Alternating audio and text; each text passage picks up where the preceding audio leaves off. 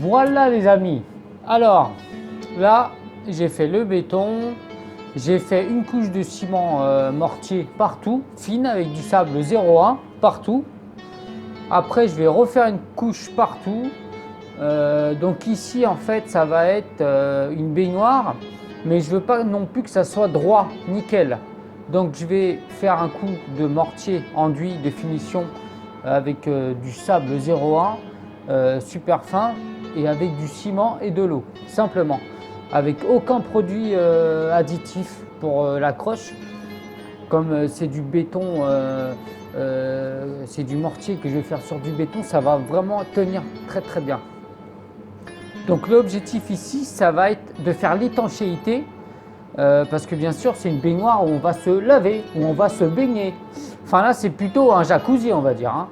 Bon en fait, pour savoir, il faut faire une étanchéité à 100%.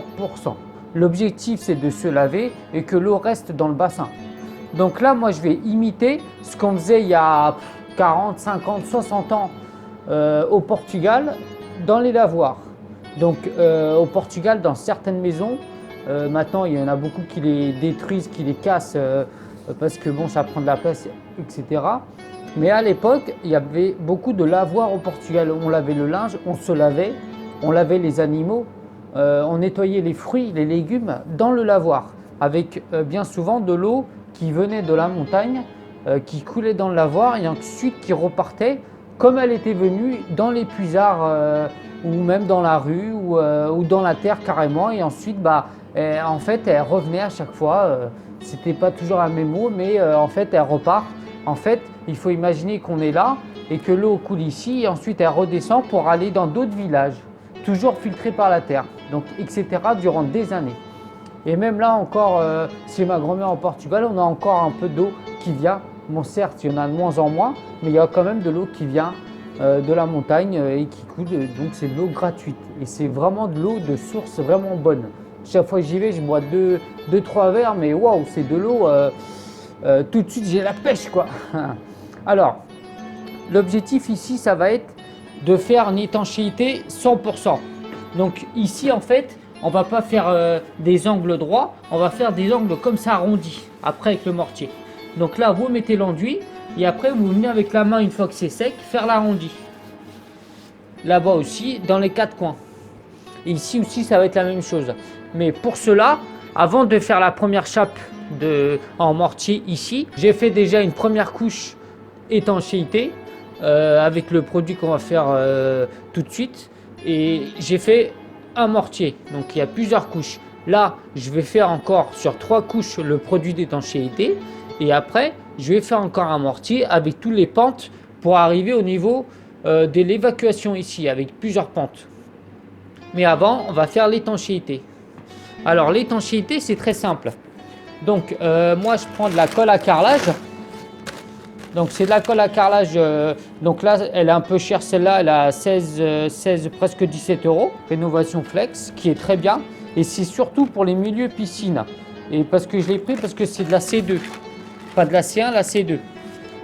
Au niveau de l'accroche, au niveau de qu'elle soit imperméable, c'est ce qu'on veut. Donc là, on prend de la C2 et tout ce qu'on va faire là, ça coûte beaucoup moins cher que si on achetait un produit déjà plein de produits chimiques et qu'on achetait un produit super cher dans les magasins pour faire l'étanchéité en fait, hein, parce que ça existe. Hein. Mais nous en fait ici, ça va être en fait de le faire nous-mêmes pour que ça nous coûte moins cher et aussi avec moins de produits chimiques. Toujours, il faut, bon, malgré qu'il y en a aussi là-dedans, mais on va dire, on ne peut pas faire sans. Il faut soit minimum de 50% de produits chimiques pour que ça tienne, parce que sinon, si on met que du ciment et puis du sable, ça ne tiendra pas. Alors, il y aura des fuites. Donc, l'objectif ici, ça va être de ne pas faire de fuite. Alors, ici, je vais prendre, donc vous prenez un petit récipient, vous le remplissez de colle à carrelage. Donc là, c'est de la grise, comme ça, gris, ça ne va pas se voir. Donc gris, vous mettez dedans et après vous prenez du ciment normal, du gris, hop, que vous mettez aussi dedans. Donc vous mélangez. Après, ici, vous mettez 200 ml de colle. Donc c'est ça en fait l'astuce, c'est qu'on va y rajouter de la colle. Donc c'est de la colle à bois, de la colle à papier. Donc là, c'est quand même une bonne marque. Moi j'utilise depuis des années, c'est vraiment de la colle, même quand on prend 2 morceaux de bois, on met un bout de cette colle là, on les colle, au bout de 5 minutes, ils tiennent, c'est costaud quoi. Donc là, l'objectif ça va être de rajouter de la colle, vous pouvez rajouter la colle que vous voulez, mais quand même prenez pas la moins chère quoi, parce que la moins chère ils mettent moins de produits collants, donc ça va, avec le temps ça va se dégrader. Moi je prends de la Cléopâtre qui est très bonne, je fais pas de pub, hein, il me donne rien, mais franchement elle est très bien. Donc vous prenez 200 ml dans un verre doseur, 200 ml de colle et après vous mettez 1 litre d'eau. Et là vous allez obtenir, je ne sais pas si on voit, ouais, une pâte ici, voilà, voilà. Un peu comme du lait, un peu plus costaud que du lait. Donc là, vous mélangez bien.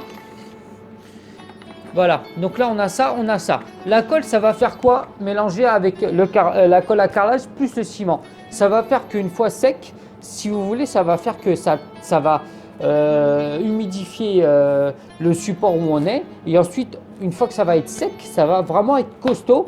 J'ai fait des tests sur un propre carton. J'ai pris un carton, j'ai mis tout ça dedans et je peux remplir le carton avec 1 litre d'eau et il n'y a pas de fuite. Donc l'objectif, c'est de refaire ici. Donc c'est-à-dire que quand on va mélanger ces deux produits-là, une fois sec, ça va être déjà très costaud et ça va être étanche. En fait, la colle va faire que les deux s'assemblent. Comme si on collait 2 morceaux de bois, et bien là, la colle elle va faire en fait que la colle à carrelage de ciment tienne sur le support où on met. Elle va vraiment solidifier le tout pour vraiment que ça soit imperméable. Après ici, on pourrait le faire en une couche. Mais moi, ce que je vais faire ici, je vais le faire en plusieurs couches. Donc j'ai déjà fait une couche en bas. J'ai fait un mortier ici avec une pente par là-bas. Ensuite, là, je vais en faire une. Je vais laisser sécher et je viendrai faire ma pente au niveau. Et après, à la fin, je vais remettre un coup d'enduit partout de finition, partout au niveau du bac. Et après, je reviendrai faire de la colle qui sera apparente. Un peu grise, mais qui sera apparente. Et du coup, ça va vraiment faire une bonne étanchéité. Donc voilà les amis. Je fais tout ça, je mets et c'est parti les amis.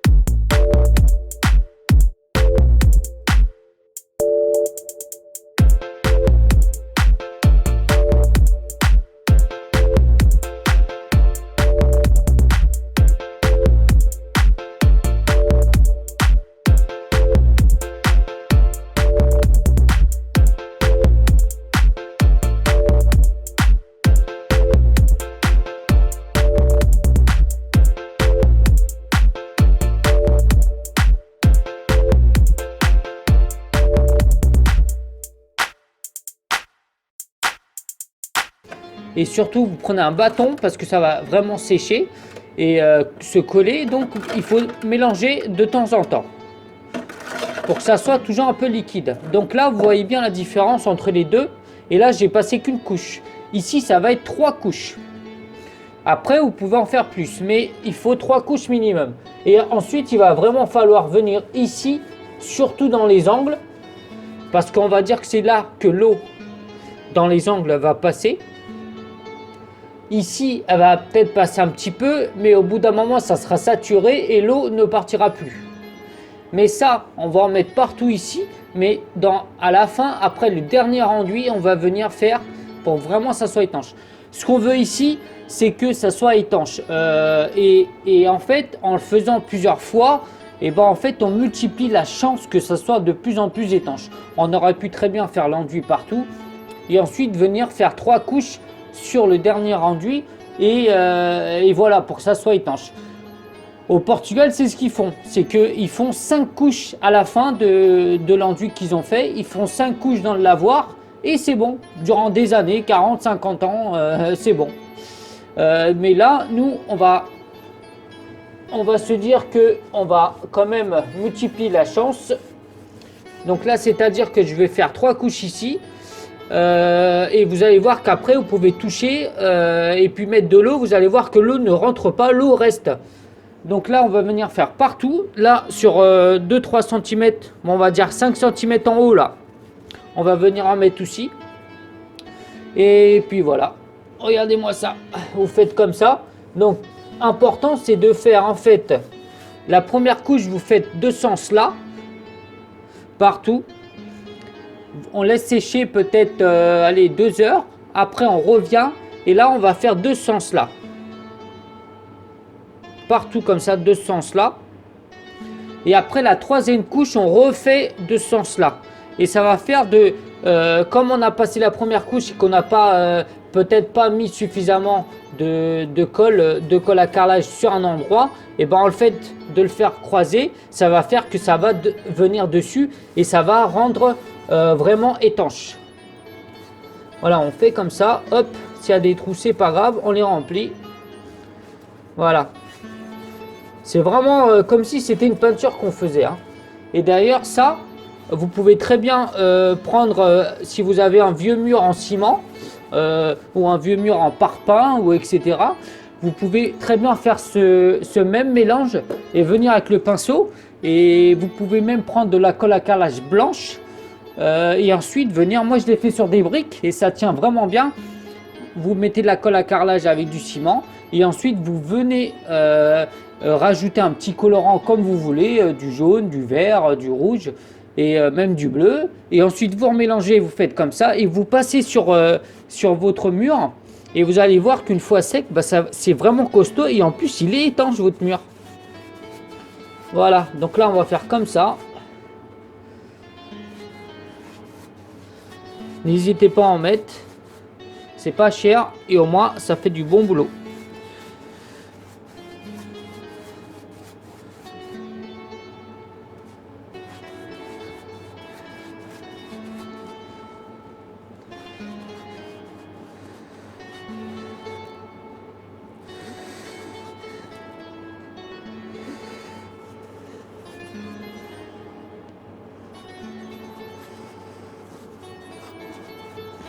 Et ça, c'est une chose que vous pouvez faire ça partout où vous voulez, du moment que vous voulez une surface étanche.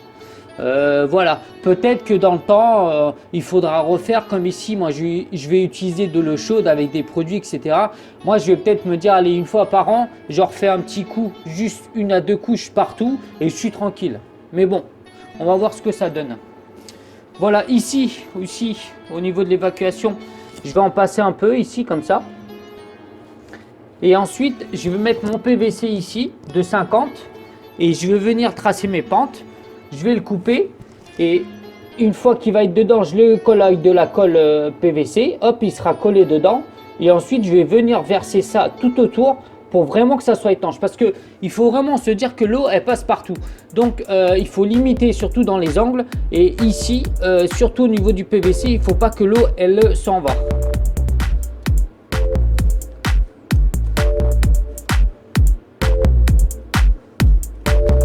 Voilà, hop. Là, la première couche, c'est bon. On va laisser comme ça. Alors, allez, je continue.